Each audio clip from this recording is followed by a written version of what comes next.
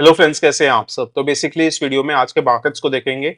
आज के मार्केट्स की रिएक्शन क्या रहे आरबीआई पॉलिसी को लेकर, कल के मार्केट एक्सपेक्टेशंस क्या है, कुछ इंपॉर्टेंट अपडेट्स देखेंगे स्पेसिफिक स्टॉक्स को लेकर, क्योंकि इन स्टॉक्स को मैं अपने चैनल पे बहुत पहले से कवर कर रहा हूँ। मेंबर्स के साथ तो काफी रेगुलरली डिस्कस होते रहते हैं। एंड फाइनली दो ऐसे स्टॉक देखेंगे जिन पे मैं बेट कर रहा हूँ, बट बहुत ज्यादा अग्रेसिव इन्वेस्टर्स के लिए है, क्योंकि बहुत रिस्की बेट्स हैं। हो सकता है आपके पैसे को डबल या ट्रिपल कर दे इन ईयर और टू, एंड हो सकता है अच्छा खासा लॉस भी करवा दे। तो इस बात को ध्यान रखते हुए वीडियो यहीं स्टार्ट करते हैं। एंड आज के मार्केट्स को देखेंगे तो हल्की फुल्की गैप अप ओपनिंग हुई थी, बट आरबीआई पॉलिसी था तो मार्केट्स कहीं ना कहीं वेट एंड वॉच कर रहा था। बट आरबीआई पॉलिसी के बाद मार्केट्स ने लगातार नेगेटिव रिएक्शन दिया एंड अच्छा खासा डिप दिया। उसके बाद रिकवर करने की कोशिश की मार्केट ने, बट अगेन 9 ईएमए के पास इसने रेजिस्टेंस फेस किया एंड वापस अच्छा खासा डिप देते हुए नीचे चला गया। बट एक चीज जो पॉजिटिव दिखी, वो जो लास्ट की दो कैंडल्स बनी है 15 मिनट्स चार्ट में, वो अच्छी बड़ी कैंडल्स थी, green candles. So that means last half an hour में अच्छी बाइंग आई है, तो ये एक पॉजिटिव हो जाता है। बट ओवरऑल आरबीआई पॉलिसी को लेकर नेगेटिव रिएक्शन दिया मार्केट्स ने, क्योंकि जो अपने शक्तिकांतो दास जी हैं, गवर्नर जो हैं, वो काफी स्ट्रिक्ट थे, या काफी इन्होंने बोला कि भाई एज ऑफ नाउ कोई प्लान नहीं है इंटरेस्ट रेट कट करने का। एंड जो मार्केट्स कहीं ना कहीं कई बार अनरियलिस्टिक हो जाता है, अनरियलिस्टिक एक्सपेक्टेशंस हो जाती है मार्केट्स को। बट उन्होंने क्लियर कर दिया कि एज ऑफ नाउ इन्फ्लेशन एक बड़ा रिस्क है। एंड आरबीआई ऑब्वियसली अभी कोई हिंट नहीं दे सकता था, अगर कभी रेट कट भी करेगा तो हो सकता है वो सरप्राइज ही होगा। एंड पहले से एक्सपेक्टेशंस नहीं बना रहा, क्योंकि उसकी वजह से इन्फ्लेशन में फाइट करने में काफी ज्यादा दिक्कतें आ सकती हैं। तो मुझे ओवरऑल बैलेंस्ड व्यू लगा आरबीआई का। हाँ, मार्केट्स कई बार ज्यादा सोच लेता है कि भाई इंटरेस्ट रेट कट हो जाएंगी, बट अगर इंटरेस्ट रेट जल्दी कट कर देंगे, मार्केट्स को पॉजिटिव मोमेंटम मिल जाएगा, तो इन्फ्लेशन बढ़ने का चांस इंक्रीज हो जाता है। एंड उसके बाद अगर स्मॉल कैप्स मिड कैप्स देखें, तो मिड कैप्स रिलेटिवली फ्लैट थे, 0.5% डाउन थे। बट अगर स्मॉल कैप्स देखें तो लास्ट में इसने भी डिप दे दिया, काफी टाइम तक होल्ड कर रहा था ये, बट लास्ट में 0.44% डाउन बंद हुआ है। बट एज ऑफ नाउ कोई भी टेंशन की बात नहीं है, अच्छे स्टॉक्स में अभी भी रैली कंटिन्यू हो रही है। बट हाँ, स्पेसिफिक या सिलेक्टिव रहने का टाइम आ गया है। अब आप आंख बंद करके किसी भी स्टॉक में पैसे नहीं लगा सकते। अब पैसा बनाना थोड़ा सा मुश्किल होने वाला है। पहले क्या था कि किसी भी स्टॉक में आप पैसे लगा दो, महीने 2 महीने 3 महीने में 10%, 20%, 30% हो जा रहा था। बट अभी फिलहाल ऐसा होने की उम्मीद मुझे नहीं लग रही। एंड उसके बाद अगर एडवांस डिक्लाइन रेशियो देखेंगे आज का, तो अराउंड 1060 शेयर्स एडवांस हुए, जिसके अगेंस्ट में 1500 शेयर्स डिक्लाइन हुए। तो on an average advance decline ratio खराब ही था।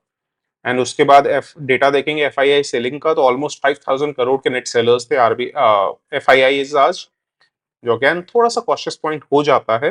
बट उसके अगेंस्ट में डीआईआईज ने आज ऑलमोस्ट 5500 करोड़ की बाइंग की है, तो ये पॉजिटिव भी है। एंड उसके बाद अगर सेक्टोरल इंडिसेस को अगर देखें, तो एफएमसीजी सेक्टर आज काफी ज्यादा डाउन था, 2.06%। स्पेसिफिकली इसलिए क्योंकि जो रेट कट्स की उम्मीद थी वो धराशायी हो गई। एंड जिसमें, क्योंकि एफएमसीजी सेक्टर जितने भी अब कंपनीज के रिजल्ट्स देखेंगे, चाहे वो आईटीसी हो या पर्सनली मैं ज्योति लैब्स होल्ड कर रहा हूँ, सब में एक कंसर्न देखा गया है कि जो रूरल इकोनॉमी की रिकवरी है वो काफी स्लो हो रही है, या अभी हो भी नहीं रही है, जिसकी वजह से उनके रिजल्ट्स थोड़े से सबड्यूड आए हैं। एंड जब तक इंटरेस्ट रेट कट होना स्टार्ट नहीं होंगी, तब तक चांसेस ये है कि रूरल इकोनॉमी में बहुत ज्यादा रिकवरी नहीं आएगी, जिसकी वजह से आज एफएमसीजी सेक्टर थोड़ा सा प्रेशर में था। ऑब्वियसली बैंक्स आज अच्छा खासा डिप दिए, बट पीएसयू बैंक्स 2% ऊपर बंद हुए हैं, मीडिया पॉजिटिव में थे। बाकी ऑटो सेक्टर भी अच्छा खासा डाउन था, 1.28%, क्योंकि ऑब्वियसली इंटरेस्ट रेट अगर ज्यादा टाइम तक हाई रहती हैं तो ऑटो सेक्टर के लिए नेगेटिव हो जाता है। एंड यूएस मार्केट्स अभी देखें तो एज ऑफ नाउ 8:52 पीएम हुआ है इंडियन टाइम के हिसाब से, 8 बजे खुला था US market. Dow Jones flat चल रहा है, नेस्डैक एंड एसएनपी हल्के फुल्के पॉजिटिव में है। तो चलिए अब आते हैं डायरेक्टली स्टॉक्स के ऊपर। टोटल मैं 5 स्टॉक्स डिस्कस करने वाला हूँ। 3 स्टॉक्स तो मैं काफी पहले से डिस्कस कर रहा हूँ, जैसे for example IRCON international 83 level से डिस्कस किए जा रहा हूँ रेगुलरली।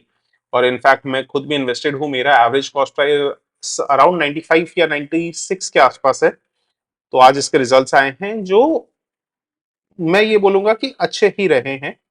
एंड रिजल्ट्स देखते हैं तो year on year almost 2347 crore से 288 करोड़ हो गई है sales. That means near about 22-23% का ग्रोथ देखने को मिला है सेल्स में। And net profit and EPS almost 29% या 30% के आसपास ग्रोथ दिखाया है।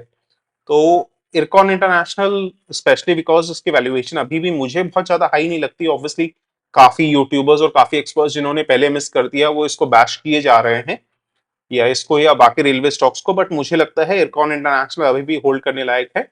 और अभी भी अगर अच्छे डिप्स में मिले तो आप बाइंग भी कर सकते हैं। इनफैक्ट रिसेंट में इसमें अच्छा खासा डिप भी आया है, जो ऑलमोस्ट 270 के आसपास चला गया था, ये इनफैक्ट एक समय पे 280 टच कर गया था, उसमें अच्छा खासा डिप आ चुका है।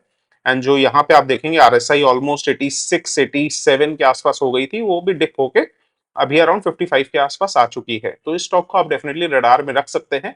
कल के प्राइस एक्शन के ऊपर डिपेंड करता है कि मैं खुद भी और ऐड करूंगा या नहीं, बट अभी एज ऑफ नाउ थोड़ा सा वेट एंड वॉच कर सकते हैं। डिपेंडिंग ऑन प्राइस एक्शन आप इसमें एंट्री का सोच सकते हैं।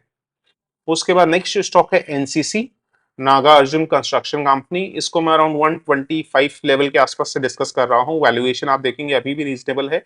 ये basically construction of roads, buildings, irrigation, water and environment sector में है। एंड आज इसके रिजल्ट्स आए हैं जो फेनोमिनल रहे हैं। ईयर ऑन ईयर अगर आप देखेंगे तो 3900 करोड़ से ऑलमोस्ट 5260 करोड़ हो गई है सेल्स या रेवेन्यूज। मोर देन 30% का ग्रोथ देखने को मिला है। नेट प्रॉफिट आप देखेंगे, नेट प्रॉफिट 168 करोड़ से 231 करोड़ हो गए हैं। ईपीएस 2.51 से 3.51, दैट मींस 40% का ग्रोथ देखने को मिला है नेट प्रॉफिट एंड ईपीएस में year on year. And quarter on quarter देखेंगे तो नेट प्रॉफिट एंड ईपीएस में और ज्यादा जंप देखने को मिल रहा है। तो अगेन एनसीसी को आप डेफिनेटली रडार में रख सकते हैं। चांसेस यही है कि कल मार्केट इसको पॉजिटिवली रिएक्ट करेगा, बट अगर फ्लैट या हल्की फुल्की ज्यादा गैप अप ओपनिंग नहीं होती है तो डेफिनेटली आप इसको कंसिडर कर सकते हैं। खुद के स्टडी के बेसिस के ऊपर आप इसको बाइंग कंसिडर कर सकते हैं। एंड उसके बाद हिंदुस्तान एरोनॉटिक्स, ये मैं अराउंड 1300 लेवल से ऐड कर रहा हूँ। उसके बाद मैंने 2000 लेवल पे फिर से एवरेजिंग अप की थी। मेंबर्स को जब भी मैं कोई भी ट्रांजेक्शन करता हूँ तो मेंबर्स को इन्फॉर्म कर देता हूँ। एंड अभी इसमें वापस आज काइंड ऑफ ब्रेकआउट दिया है। बहुत बड़ा ब्रेकआउट नहीं है क्योंकि जो लास्ट एक महीने पहले जो प्राइस हिट हुआ था उसके ऊपर आज ये गया है।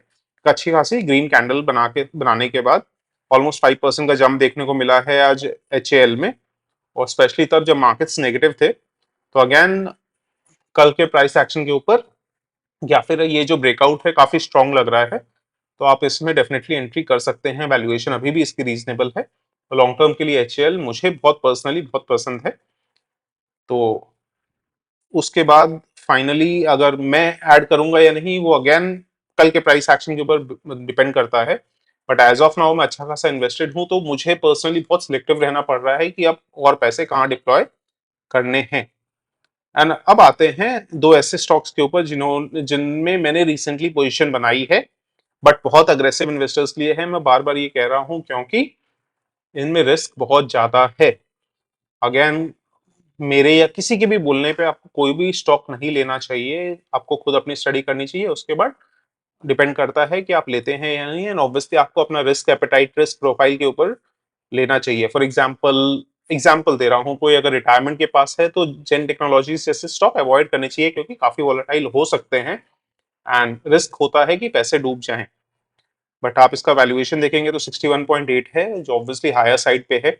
बट इसकी एक वजह है वो ये, इसके अगर आप ट्रांसक्रिप्ट में जाके यहाँ नीचे जाके ट्रांसक्रिप्ट पढ़ेंगे, यहाँ ट्रांसक्रिप्ट पे क्लिक करेंगे तो यहाँ ट्रांसक्रिप्ट खुल जाएगी। अगर आप उसका जो अर्निंग्स कॉल के ट्रांसक्रिप्ट है उसको जाके आप स्टडी करेंगे, आप अगर यहाँ पे देखते हैं जो लास्ट फ्यू क्वार्टर से अच्छा ग्रोथ भी दिखा रही है कंपनी।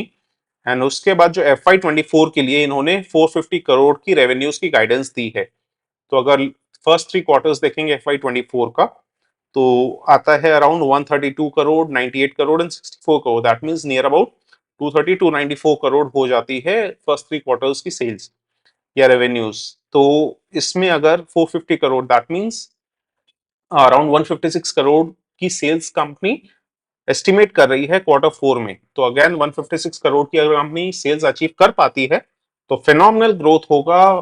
और कंपनी ऑब्वियसली सर्विस प्रोवाइड करती है, स्पेशली जो डिफेंस ट्रेनिंग के सिमुलेशन सॉल्यूशंस है वो प्रोवाइड करती है, एंटी ड्रोन सॉल्यूशंस प्रोवाइड करती है। तो इस वजह से more of service related business है, जिसके कारण इसमें सेल्स बहुत ज्यादा हाई नहीं देखने को मिलेगी। इसमें ऐसा नहीं होगा कि 1000 रुपए की सेल्स हुई है ना उसमें 50-100 रुपए बचे। इसमें क्या होगा कि जैसे सपोज 98 करोड़ की सेल्स हुई है तो उसमें 32 crore, that means near about 30% से ऊपर की मार्जिन है कंपनी में। तो सर्विस रिलेटेड बिजनेस में ये होता है कि आपको सेल्स एंड नेट प्रॉफिट में बहुत ज्यादा गैप नहीं दिखेगा। इस वजह से वैल्यूएशन थोड़ी सी हाई लग सकती है, ऑब्वियसली 6000 करोड़ की कंपनी है, बट सेल्स एक क्वार्टर में सिर्फ 100 करोड़ की दिखा रही है। बट आपको ये देखना पड़ेगा कि 100 करोड़ सेल्स के ऊपर net profit more than 30 crore हो रहा है।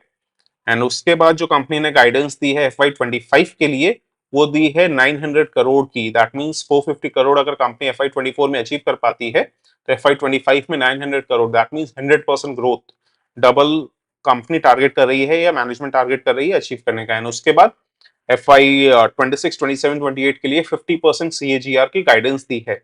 तो अगर कंपनी अगर अज्यूम करें 450 करोड़ कंपनी अचीव कर लेती है FY24 में, तो नियर अबाउट जो 100% ग्रोथ है FY25 में, उसके बाद नेक्स्ट 3 इयर्स के लिए 50% CAGR है। तो नियर अबाउट अगर आप कैलकुलेशन करेंगे तो 6.75 टाइम्स हो जाते हैं FY24 से FY28 तक। तो अगेन इस वजह से मैं इस कंपनी को इतनी हाई पी पे भी ऐड किया हूं। एंड डेफिनेटली इस स्टॉक को कंसिडर किया जा सकता है, बट सिर्फ और सिर्फ अग्रेसिव इन्वेस्टर्स के लिए। एंड ऑब्वियसली यहाँ पे जो मैनेजमेंट बोल रही है वो अपने फेस वैल्यू पे ले रहे हैं, तो ये एक रिस्क हो जाता है।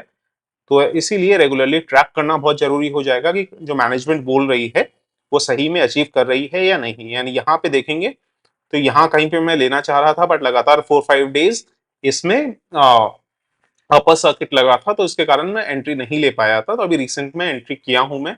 एंड यहाँ जो इसने प्रीवियस हाई बनाया था अराउंड 900 के आसपास, वहां इसने रेजिस्टेंस लिया, वापस अभी 9 EMA पे आ गया है।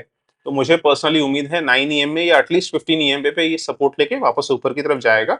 But obviously depending on market कि मार्केट्स कैसे रहेंगे। एंड लास्ट जो स्टॉक है ये अगेन इसमें मैंने रिसेंटली एंट्री ली है। इनफैक्ट रिसेंटली तो नहीं बोलूंगा, लास्ट फ्यू वीक्स पहले एंट्री ली है। इसमें ऑलरेडी अच्छा खासा राइज देखने को मिल चुका है। इनफैक्ट ये 800 के बिलो एक बार आ गया था। मैं इसका पहले चार्ट आपको दिखा देता हूं, क्योंकि पर्सनली जो टेक्निकल्स में मुझे पोल एंड फ्लैग पैटर्न काफी ज्यादा पसंद आता है। इसमें आप देखेंगे तो यहाँ पे ये इसने इसने ऑलमोस्ट पोल बनाया था, बट जो फ्लैग बनाया था वो अच्छा खासा डिप दे दिया था। तो not exactly pole and flag था। बट ये जो पैरेलल चैनल पे कंपनी ट्रेड कर रही थी, यहाँ मैंने मेंबर्स को बोला था कि आप डेफिनेटली कंसिडर कर सकते हैं जेंसॉल इंजीनियरिंग को। एंड उसके बाद ऑलमोस्ट 700 समथिंग पे ये पहुंच गया था, तो मेंबर्स काफी टेंशन में आ गए थे। बट उनको मैंने बोला था कि भाई हाई रिस्क कंपनी है तो रिस्क तो लेना पड़ेगा अगर आप अग्रेसिव इन्वेस्टर्स हैं तो। एंड अभी इसके रिजल्ट्स देखते हैं। रिजल्ट्स इनफैक्ट आए नहीं हैं, आ चुके हैं सॉरी, दिसंबर क्वार्टर के। तो दिसंबर क्वार्टर के रिजल्ट्स जो थे काफी फिनोमिनल रहे। लास्ट ईयर से अगर आप देखेंगे 46 करोड़ से 201 करोड़ हो गई थी सेल्स। एंड नेट प्रॉफिट आप देखेंगे लास्ट ईयर दिसंबर क्वार्टर में -1 था, जो बढ़ के 18 करोड़ हो गई है। तो अगेन कंपनी ग्रोथ तो दिखा रही है। एंड जेंसॉल इंजीनियरिंग की जो मैनेजमेंट ने गाइडेंस दी, अगेन आप ट्रांसक्रिप्ट में पढ़ सकते हैं, वो दी है कि ऑलमोस्ट 900 से 950 करोड़ कंपनी अचीव करेगी सेल्स में FY24 के लिए। और क्वार्टर 4 के लिए अगर इस हिसाब से गाइडेंस देखें तो मैनेजमेंट ने दी है कि मिनिमम कंपनी 300 करोड़ टारगेट कर रही है कि 300 करोड़ की रेवेन्यूज अचीव कर लेगी मार्च क्वार्टर में। On the higher end 400 crore तक जा सकती है। तो 300 से 400 करोड़ की गाइडेंस दी है। और अगर आप दिसंबर क्वार्टर देखते हैं तो सिर्फ और सिर्फ 200 करोड़ की रेवेन्यूज है। तो 50% ग्रोथ कंपनी मिनिमम टारगेट कर रही है quarter on quarter March quarter में। तो ये काफी हाई ग्रोथ हो जाती है। एंड उसके बाद FY25 के लिए, दैट मींस FY24 में कंपनी अगर अचीव कर लेती है 900 से 950 करोड़, उसके बाद FY25 के लिए मैनेजमेंट ने गाइडेंस दी है 2000 करोड़ ऑफ रेवेन्यूज। तो अगेन मोर देन डबल की गाइडेंस दी है। तो अगेन अगर आप फेस वैल्यू पे लेते हैं मैनेजमेंट जो बोल रही है एंड कंपनी डेफिनेटली अचीव कर पाती है जो बोल रही है, तो ऑब्वियसली बहुत ज्यादा मोमेंटम देखने को मिल सकता है यहाँ से भी। बट अगेन अगर कंपनी जो अपनी गाइडेंस है वो मिस कर जाती है, तो अच्छा खासा डिप भी आ सकता है। इसी वजह से काफी अग्रेसिव इन्वेस्टर्स के लिए है, स्पेशली तब जब वैल्यूएशन अभी एकदम भी रीजनेबल नहीं है। एंड इसमें आप देखेंगे काफी ज्यादा ओवरबॉट भी हो गई, तो थोड़ा सा डिप का वेट कर सकते हैं अगर आप इन्वेस्ट भी करना चाहते हैं तो। चलिए इसी बात पे वीडियो यहीं एंड करते हैं, मिलते हैं नेक्स्ट वीडियो में।